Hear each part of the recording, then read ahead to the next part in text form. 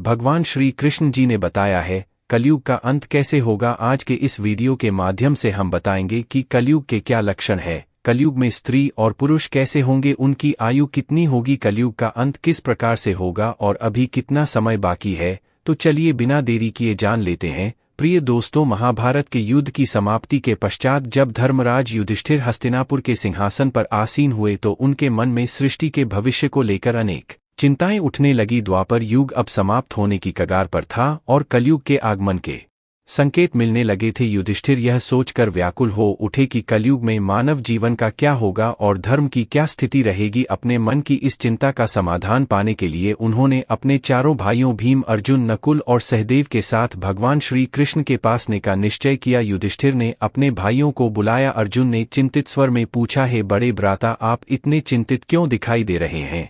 क्या किसी शत्रु ने हमारे राज्य पर आक्रमण करने का दुस्साहस किया है? यदि ऐसा है तो आप बस आज्ञा दीजिए, मैं अभी जाकर उन सभी का नाश कर दूंगा। युधिष्ठिर ने एक गहरी सांस लेते हुए कहा, हे प्रिय अर्जुन, मैं तुम्हारे पराक्रम से भली भांति परिचित हूँ। इस पृथ्वी पर कोई भी राजा इतना साहस नहीं कर सकता कि हस्तिनापुर पर आक्रमण करने का विचार भी करें, लेकिन मेरा चिंतन किसी बाहरी शत्रु के बारे में नहीं है। भीम, जो हमेशा से ही अपने बड़े भाई की हर चिंता को साझा करते थे, बोले, तो फिर क्या बात है बड़े भैया, आपकी चिंता देखकर हमारे मन में भी अनिश्चितता और भय उत्पन्न हो रहा है। कृपया हमें शीघ्र ही बताइए कि कौन सा संकट हमारे सामने है। युधिष्ठिर ने गर स्वर में उत्तर दिया, है भीम, तुम सत्य कह रहे हो, एक भयंकर संकट सचमुच आने वाला है। मैं कलयुग के आगमन के विषय में सोचकर चिंतित हूँ। मुझे यह भय सता रहा है कि आने वाले समय में मानव समाज किस दिशा में जाएगा, धर्म का क्या होगा और सत्य का क्या हश्र होगा। इसीलिए मैंने निश्चय किया है कि अब हमें द्वारिकाधीश श्री कृष्ण जी के पास जाना चाहिए, केवल वही हमें इस चिंता से मुक्त कर सकते हैं।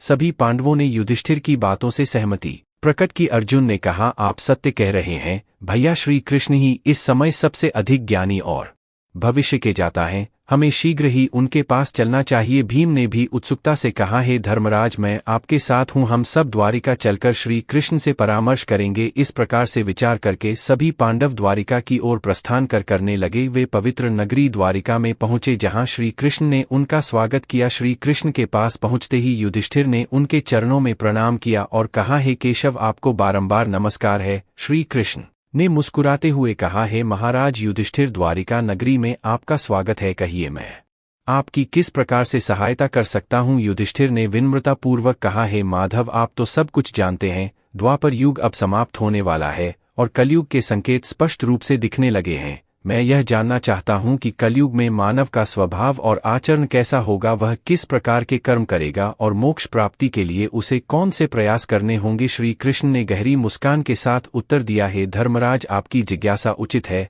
कलयुग के प्रभावों को समझना अत्यंत महत्वपूर्ण है, लेकिन इसका उत्तर मैं आपको सीधे नहीं दे सकता। इसके लिए आपको और आपके भाइयों को कुछ विशेष अनुभव प्राप्त करने होंगे। युधिष्ठिर ने उत्सुकतापूर्वक पूछा, हे केशव, आप जिस प्रकार की परीक्षा की बात कर रहे हैं उसके लिए हम क्या करें, हमें क्या अनुभव करना होगा। श्री कृष्ण ने कहा, हे महाराज, आपको और आपके चारों भाइयों को अलग अलग दिशाओं में स्थित घने और भयानक वनों में जाकर कुछ विचित्र और अद्भुत चीजें देखनी होंगी। जब आप वहां कुछ असामान्य घटनाओं का अनुभव करेंगे तो उन्हें वापस आकर मुझसे साझा करें, तभी मैं आपको कलयुग के प्रभावों के बारे में विस्तार से बता पाऊंगा। युधिष्ठिर कहते हैं, जैसी आपकी आज्ञा केशव, आप जिस स्थान की ओर इशारा करेंगे हम वहां पर जाने के लिए तैयार हैं। भगवान श्री कृष्ण कहते हैं, हे महाराज, आप और आपके चारों भाई अब अलग अलग दिशाओं में जाओ। सभी दिशा में भयंकर वन स्थित है, आप उन जंगलों में जाकर देखो। अगर आपको कोई विचित्र चीज दिखाई दे तो आप वापस आकर बता देना, मैं उससे आपको आने वाले कलयुग का रहस्य बताऊंगा। फिर युधिष्ठिर और उनके भाइयों ने भगवान श्री कृष्ण की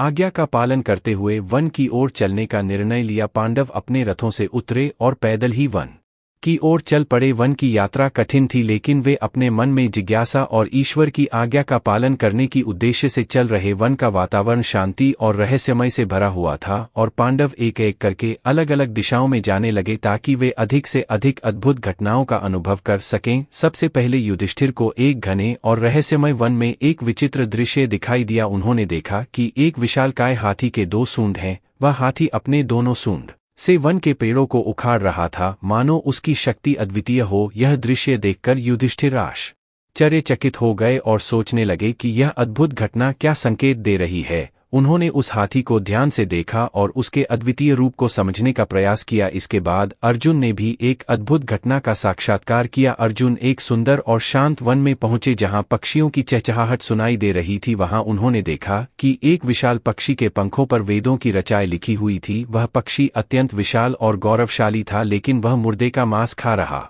था। अर्जुन यह दृश्य देखकर सोचने लगे, यह कैसा अद्भुत और विरोधाभासी दृश्य है।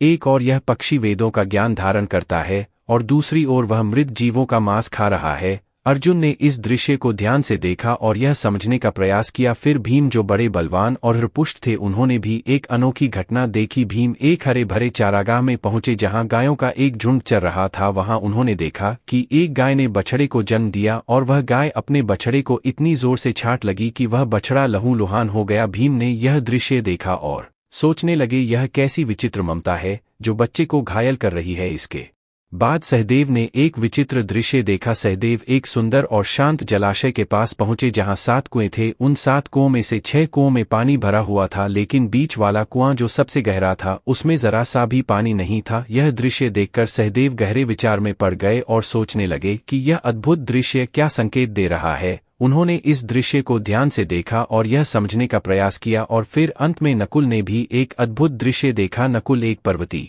क्षेत्र में पहुंचे जहां चारों ओर ऊंचे ऊंचे पर्वत थे और उन पर हरे भरे वृक्ष उगे हुए थे। उन्होंने देखा कि एक पहाड़ की चोटी से एक विशालकाय शिला लुढ़क हुई नीचे आ रही है। वह शिला अपने रास्ते में आने वाले बड़े बड़े वृक्षों को उखाड़ कर फेंक देती है, लेकिन जब वह एक छोटे से पौधे के पास पहुंची तो उसे छूते ही वह स्थिर हो गई। नकुल इस घटना से स्तब्ध रह गए और सोचने लगे कि यह छोटा सा पौधा इतना शक्तिशाली कैसे हो सकता है। उन्होंने इस दृश्य को ध्यान से देखा और यह समझने का प्रयास किया। शाम होते ही पांचों भाई वन से वापस लौटे और भगवान श्री कृष्ण के पास पहुंचे। वे सभी अपने अपने अनुभवों को साझा करने के लिए उत्सुक थे। सबसे पहले युधिष्ठिर ने अपनी बात कही, है प्रभु, मैंने एक हाथी देखा जिसकी 2 सड़ें थी। यह दृश्य देखकर मैं बहुत चकित हुआ। श्री कृष्ण मुस्कुराए और बोले, धर्मराज, इस दृश्य का अर्थ यह है कि कलयुग में ऐसे लोग सत्ता में आएंगे जो दोनों ओर से शोषण करेंगे। वे एक ओर प्रजा से सेवा और भक्ति की मांग करेंगे और दूसरी ओर अपने स्वार्थ के लिए उनका दोहन करेंगे। वे दिखावे में कुछ और होंगे और अंदर से कुछ और। ऐसे शासक प्रजा के हित की बजाय अपने स्वार्थ को प्राथमिकता देंगे। इसके बाद अर्जुन ने कहा, प्रभु, मैंने एक पक्षी देखा जिसके पंखों पर वेदों की आचार्य लिखी हुई थी, लेकिन वह पक्षी मुर्दे का मांस खा रहा था। यह दृश्य मेरे लिए अत्यंत विचित्र था। श्री कृष्ण ने गहरे विचार में डूबते हुए कहा, अर्जुन, कलयुग में ऐसे लोग होंगे जो बड़े बड़े विद्वान और पंडित कहलाएंगे। उनके पास ज्ञान तो होगा, लेकिन उनका हृदय पवित्र नहीं होगा। वे मृतकों के नाम पर धन अर्जित करने के लिए तत्पर रहेंगे। ऐसे विद्वान केवल अपने लाभ के लिए धर्म और वेदों का उपयोग करेंगे। वे केवल उस समय का इंतजार करेंगे जब कोई धनी व्यक्ति मरे और उनकी संपत्ति उनके नाम हो जाए। इस युग में धर्म के नाम पर भी छल और कपट होगा। फिर भीम ने अपनी बात कही, प्रभु, मैंने देखा कि एक गाय अपने बछड़े को इतनी जोर से चाट रही थी कि वह लहूलुहान हो गया। यह दृश्य मेरे लिए बड़ा ही विचित्र था। श्री कृष्ण ने गंभीरता से उत्तर दिया, भीम, कलयुग में माता पिता अपने बच्चों के प्रति इतनी ममता और मोह दिखाएंगे कि वे उनके विकास का मार्ग ही बाधित कर देंगे। अत्यधिक स्नेह और सुरक्षा के कारण बच्चे आत्मनिर्भर नहीं बन पाएंगे और वे जीवन में आगे बढ़ने के बजाय मोह माया के जाल में फंस कर रह जाएंगे। माता पिता की ममता उनके बच्चों के लिए ही बाधा बन जाएगी और बच्चे आत्मनिर्भर बनने के बजाय कमजोर हो जाएंगे। अब सहदेव ने अपनी बारी ली और कहा, हे प्रभु, मैंने 7 कुओं का अद्भुत दृश्य देखा। 6 कुओं में पानी भरा हुआ था, लेकिन बीच वाला कुआं जो सबसे गहरा था वह पूरी तरह से सूखा था। यह दृश्य मुझे बहुत विचित्र लगा। श्री कृष्ण ने धीरे धीरे उत्तर दिया, सहदेव, कलयुग में ऐसे लोग होंगे जो दिखावे में बड़े धनाढ्य और संपन्न होंगे। वे बड़े बड़े उत्सवों और आयोजनों में अपार धन खर्च करेंगे, लेकिन अपने पड़ोस में भूखे और प्यासे लोगों की ओर देखने की भी जरूरत नहीं समझेंगे। वे केवल अपने स्वार्थ और आनंद के लिए धन का उपयोग करेंगे और दूसरों की पीड़ा की उन्हें कोई परवाह नहीं होगी। यह युग स्वार्थ और अनदेखी का होगा जहां धन का असली उपयोग नहीं हो पाएगा। अंत में नकुल ने अपनी बात कही, प्रभु, मैंने देखा कि एक विशालकाय शिला पहाड़ से लुढ़क हुई नीचे आ रही थी। वह अपने रास्ते में आने वाले बड़े बड़े वृक्षों को उखाड़ कर फेंक रही थी, लेकिन एक छोटे से पौधे के पास पहुंचते ही वह शिला स्थिर हो गई। यह दृश्य मेरे लिए अत्यंत आश्चर्यजनक था। श्री कृष्ण ने गंभीर स्वर में उत्तर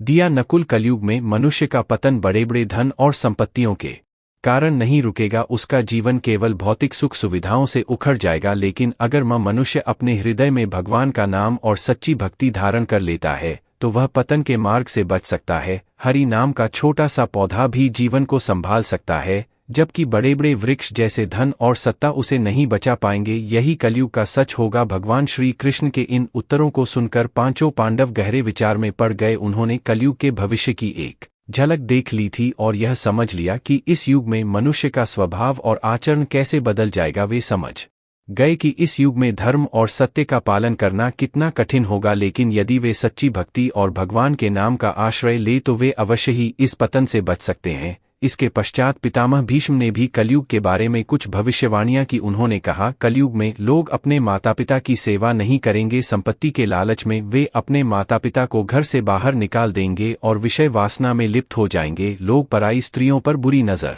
डालेंगे और सदैव काम वासना से भरे रहेंगे। यह सुनकर पांडवों ने कलयुग की एक और गहरी झलक पाई और यह समझ गए कि इस युग में मानव का पतन कितना गहरा हो सकता है। उन्होंने यह भी जाना कि धर्म और सत्य के मार्ग पर चलते हुए ही वे इस युग की कठिनाइयों का सामना कर सकते हैं। इसके अलावा गरुड़ पुराण में भी कलयुग के अंत का वर्णन मिलता है। गरुड़ पुराण में भगवान श्री कृष्ण ने कलयुग के अंत के संकेत बताए हैं। एक बार गरुड़ जी ने भगवान श्री कृष्ण से पूछा, हे प्रभु, चारों युगों में कलयुग को ही सबसे भयंकर और देहदायक माना गया है। इस कलयुग का अंत कैसे होगा और इसके अंत के समय कौन से संकेत दिखाई देंगे? श्री कृष्ण ने गरुड़ जी की ओर देखकर उत्तर दिया, है गरुड़, कलयुग का अंत अत्यंत भयानक और विषकारी होगा। जब पृथ्वी पर यह संकेत दिखाई देने लगे तो समझ लेना कि कलयुग का अंत निकट आ चुका है और अब सृष्टि का अंत प्रलय से होगा। पहला संकेत, मानव आयु का ह्रास। भगवान श्री कृष्ण ने सबसे पहले बताया कि कलयुग के अंत समय में मानव जीवन की आयु घटकर केवल 20 वर्ष रह जाएगी। यह संकेत इस बात का प्रतीक होगा कि मानव का शरीर अत्यंत दुर्बल और कमजोर हो जाएगा। जब मनुष्य मात्र 12 वर्ष का होगा तभी उसके बाल सफेद हो जाएंगे और उसका शरीर झुर्रियों से भर जाएगा।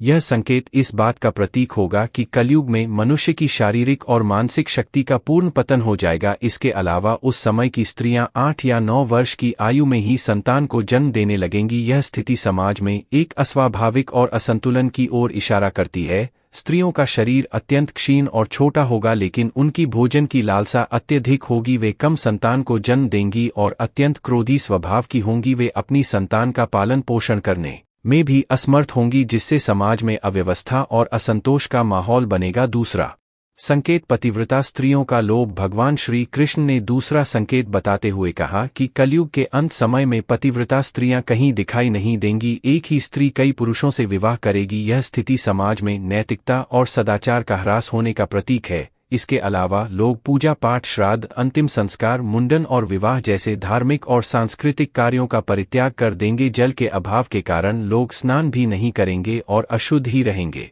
कलयुग के अंत में लोग केवल मांसाहार का ही सेवन करेंगे और कोई भी सात्विक आहार ग्रहण नहीं करेगा। इस युग में लोगों के वस्त्र चमकीले और तने हुए होंगे, जो उनके भौतिकता के प्रति आकर्षण और आध्यात्मिकता से दूर होने का संकेत है। तीसरा संकेत, वृक्षों का फलहीन होना। भगवान श्री कृष्ण ने तीसरा संकेत बताया कि कलयुग के अंत समय में वृक्षों में फल आना बंद हो जाएगा। सभी वृक्ष फल रहित हो जाएंगे और सृष्टि में हर तरफ केवल शम के वृक्ष ही दिखाई देंगे। मनुष्य शाकाहार को त्याग कर केवल मांसाहार का सेवन करेंगे। इस युग का भोजन तामसिक और रोग उत्पन्न करने वाला होगा, जिससे लोग जल्दी ही बूढ़े होकर मृत्यु को प्राप्त हो जाएंगे। कलयुगी मनुष्य गाय की पूजा करना बंद कर देंगे और गायों को केवल दूध और मांस के लिए पाला जाएगा। यह संकेत समाज में धर्म, नैतिकता और प्रकृति के प्रति सम्मान की कमी का प्रतीक है। चौथा संकेत, अल्प वृष्टि। श्री कृष्ण ने चौथे संकेत के रूप में कहा कि कलयुग के अंत समय में अल्प वृष्टि होगी, अर्थात बहुत ही कम बारिश होगी। खेतों में अनाज नहीं उगेगा और धान्य का आकार बहुत छोटा हो जाएगा। फलों में रस भी उत्पन्न नहीं होगा।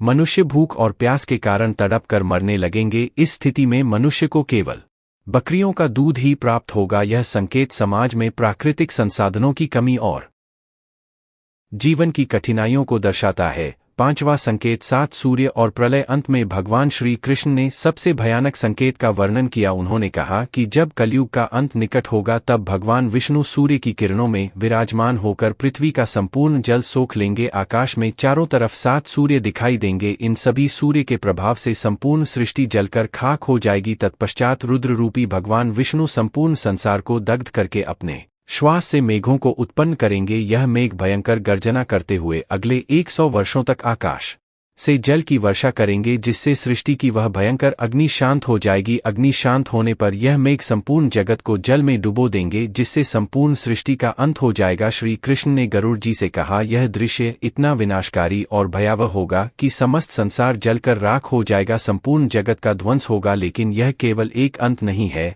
बल्कि एक नई शुरुआत का संकेत भी है। जब सृष्टि अपने विनाश को प्राप्त कर लेगी, तब भगवान अपनी इच्छा मात्र से एक नई सृष्टि की रचना करेंगे। यह सृष्टि पहले से अधिक शुद्ध, पवित्र और दिव्य होगी, जहां धर्म, सत्य और आध्यात्मिकता का पुनः उत्थान होगा। यह एक चक्र है, सृष्टि, पालन और संहार। जब एक युग का अंत होता है, तो यह किसी नए युग की शुरुआत के लिए मार्ग प्रशस्त करता है। यह हमें यह समझाता है कि हर अंत एक नई शुरुआत का प्रारंभ है, और इस नई सृष्टि में वही जीवित रहेंगे जिन्होंने धर्म और सत्य का पालन किया है। इस प्रकार से कलयुग का अंत होगा और फिर परमात्मा अपनी इच्छा मात्र से पूर्ण सृष्टि की रचना करेंगे। यह ज्ञान हमें सिखाता है कि कलयुग की कठिनाइयों और चुनौतियों के बावजूद हमें सच्चे धर्म और भगवान के नाम का आश्रय लेना चाहिए। इसी में हमारा कल्याण है। तो दोस्तों, इस प्रकार से गरुड़ पुराण में कलयुग के अंत का वर्णन किया गया है। यह ज्ञान हमें चेतावनी देता है कि कलयुग के अंत समय में क्या हो सकता है, और हमें इस युग में भी धर्म और सत्य के मार्ग पर चलने के लिए प्रेरित करता है।